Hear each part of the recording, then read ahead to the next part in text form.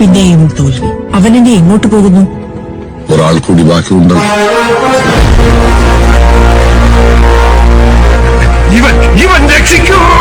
പഴയ കളി അവസാനിച്ചു.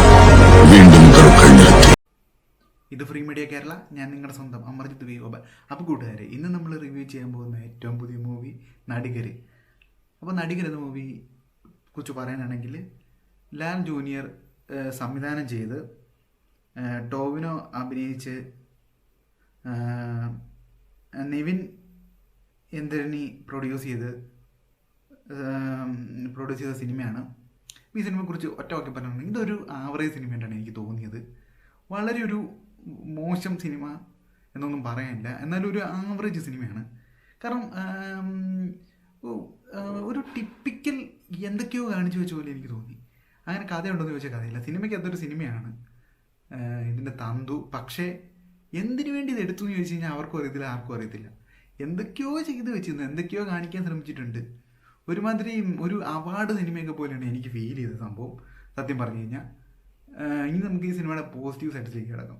ഇതിൻ്റെ പോസിറ്റീവ് സൈഡ് എന്ന് പറഞ്ഞാൽ, തരക്കേടില്ലാത്ത രീതിയിൽ സൗബിനും ടോവിനോയും അഭിനയിച്ചിട്ടുണ്ട്. പിന്നെ ഒരു പോസിറ്റീവായിട്ട് പറഞ്ഞാൽ, ഭാവനെ കുറേ നല്ലതായിട്ട് കാണായിരുന്നല്ലോ. ഭാവനെ ഈ സിനിമയിലൂടെ തിരിച്ച് കാണാൻ സാധിച്ചു. അതുപോലെ തന്നെ ബാലു വർഗീസ് തുടങ്ങിയവരൊക്കെ അത്യാവശ്യം കുഴപ്പമില്ലായിരുന്നു. സുരേഷ് കൃഷ്ണ, ദിവ്യ പിള്ള, രഞ്ജിത്ത് ഉണ്ടായിരുന്നു. ഇതിൻ്റെത് രഞ്ജിത്ത് സംവിധായകൻ പുള്ളി ഉണ്ടായിരുന്നു. പിന്നെ അനൂപ് മേനൻ. ഈ സിനിമയ്ക്ക് ഇതൊരു സിനിമയാണ്. ഇതിൻ്റെ ഒരു കഥാതന്തുമായിട്ട് പറയാനുള്ളത്, അതായത് ടോവിനോ എന്ന് പറയുന്ന ഒരു വ്യക്തി ഒരു വലിയ സൂപ്പർ സ്റ്റാറൊക്കെയാണ്.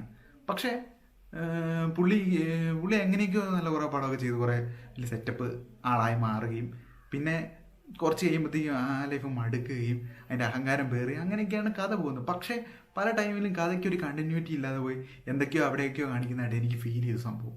അതൊക്കെ ഒരു വളരെ അരോചകമായിട്ട് തോന്നി. പിന്നെ പറയുകയാണെങ്കിൽ ജീൻ പോൾ ലാൽ, നമ്മുടെ ലാലിൻ്റെ മകൻ ഡയറക്ടർ, പുള്ളിയെ കുറ്റം പറഞ്ഞിട്ട് കാര്യമില്ല. കാരണം ഇതിൻ്റെ ഒരു സ്ക്രിപ്റ്റ് എന്ന് പറഞ്ഞ ഒരു മോശം സ്ക്രിപ്റ്റായിട്ടാണ് എനിക്ക് തോന്നിയത്. വലിയ അടിപൊളി സ്ക്രിപ്റ്റ് ഒന്നുമല്ല. അതുകൊണ്ട് ഇത് എന്ത് ചെയ്തെന്ന് അറിയത്തില്ല. പിന്നെ ടോവിനെ എന്തുകൊണ്ടിട്ട് ഈ സിനിമ എടുത്തു അഭിനയിച്ചു ഒന്നും പറയാൻ പറ്റുന്നില്ല. എന്തിനു പുള്ളി എടുത്തു എന്നൊന്നും പറയാൻ പറ്റുന്നില്ല.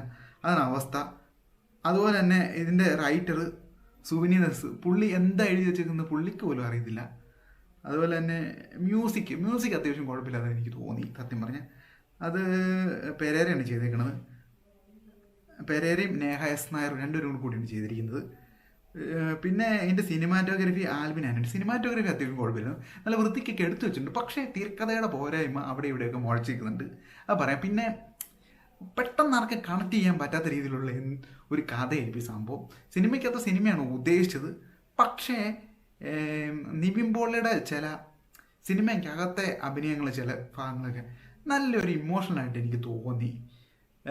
പ്രത്യേകിച്ച് പുള്ളിയുടെ അഭിനയവും പുള്ളിയുടെ അമ്മയും ഒക്കെ തമ്മിൽ കണക്ട് ചെയ്ത ആ ഒരു സീക്വൻസൊക്കെ കൊള്ളായിരുന്നു. പിന്നെ ആത്മബന്ധങ്ങളെയൊക്കെ കണക്ട് ചെയ്ത ആ സീക്വൻസും ഒക്കെ കൊള്ളായിരുന്നു. ഓവറോൾ നോക്കുവാണെങ്കിൽ ഒരു ആവറേജ് മൂവിയായിട്ട് തന്നെ എനിക്ക് ഫീൽ ചെയ്തു.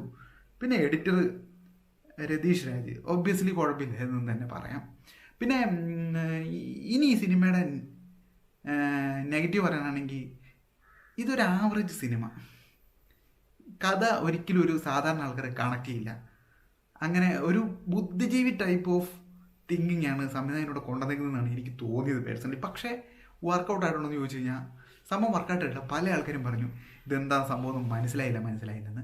അതാണ് ഈ സിനിമയുടെ ഒരു ഏറ്റവും വലിയ പോരായ്മയായിട്ട് എനിക്ക് പറയാനുള്ളത്. അതുപോലെ തന്നെ നമ്മുടെ ടോവിനെയാണ് ഇതിൻ്റെ അകത്ത് ദേവദത്ത് പടിക്കൽ എന്ന കഥാപാത്രം ചെയ്തിരിക്കുന്നത്. ഒരു സൂപ്പർ സ്റ്റാർ, ഒരു അഹങ്കാരം പിടിച്ച സൂപ്പർ സ്റ്റാർ, തമ്മിൽ സംഭവമാണെന്നൊക്കെ പറഞ്ഞ് നടക്കുന്നു. ആ പുള്ളിയുടെ അഭിനയം നന്നാക്കാൻ വരുന്നതാണ് സൗബിൻ. അതുപോലെ തന്നെ ഭാവന കോ ആക്ടറാണ് അവർ അതിൻ്റെ അകത്ത്. ബാലു വർഗീസ് ഡ്രൈവർ, സുരേഷ് കൃഷ്ണ ഒരു പ്രൊഡക്ഷൻ കൺട്രോൾ ടൈപ്പ് ഓഫ് ഒരു കഥാപാത്രമാണ്. പുള്ളി വരുന്നുണ്ട്, പോകുന്നുണ്ട്, കുറേ ഉപദേശങ്ങൾ നൽകുന്നുണ്ട്, അത്രേ ഉള്ളൂ. പിന്നെ ദിവ്യ പിള്ള കുഴപ്പമില്ലായിരുന്നു. രഞ്ജിത്ത് പണിക്കൊരു വേറെ സംവിധാനമായിട്ട് തന്നെയാണ് അഭിനയിച്ചിരിക്കുന്നത്. അതുപോലെ അനൂപ് മേനൻ ഒരു ആക്ടറായിട്ട് തന്നെയാണ് അതിനകത്ത് അഭിനയിച്ചിരിക്കുന്നത്. ഒബ്വിയസ്ലി ഈ സിനിമയുടെ ഏറ്റവും വലിയൊരു പ്രശ്നം എന്തെന്ന് വെച്ചാൽ, നേരിടുന്ന പ്രശ്നം എന്ന് പറഞ്ഞാൽ ഈ സിനിമ അങ്ങനെ പെട്ടെന്ന് കണക്ട് ചെയ്യില്ല ആർക്കും. അതൊരു വലിയൊരു നെഗറ്റീവാണ്. ഒരു ബുദ്ധിജീവി ടൈപ്പ് ഓഫ് തിങ്കിങ് ആണ് ഇതിൻ്റെ അത് പ്രിഫർ ചെയ്തിരിക്കുന്നത്. അതാണ് ഈ സിനിമയുടെ ഏറ്റവും വലിയൊരു പ്രശ്നമായിട്ട് തോന്നുന്നു എനിക്ക്. കാരണം ഇത് ഒബിയസ്ലി നടികർ എന്ന് പറഞ്ഞാൽ നടൻ എന്നൊക്കെയാണ് ഇതിൻ്റെ സ്ഥിതി ചെയ്യുന്നതെങ്കിലും ഇതിൻ്റെ ഒരു കോമഡി ഡ്രാമ ജോണറിലാണ് ഇത് ഇറങ്ങിയിരിക്കുന്നതെന്ന് പറയാം. പക്ഷേ കോമഡി ഉണ്ടോ എന്ന് ചോദിച്ചു കഴിഞ്ഞാൽ ഒട്ടും വർക്കൗട്ട് ആകാത്ത കോമഡീസാണ് ഇതിൻ്റെ അകത്ത്. പിന്നെ ടോവിനെ എന്തുകൊണ്ട് ഈ സിനിമയ്ക്ക് തല വെച്ച് കൊടുത്തു എന്ന് ചോദിച്ചു കഴിഞ്ഞാൽ എനിക്കറിയാൻ പാടില്ല. എന്താണെങ്കിലും ഇതൊരു ആവറേജ് സിനിമയാണ്.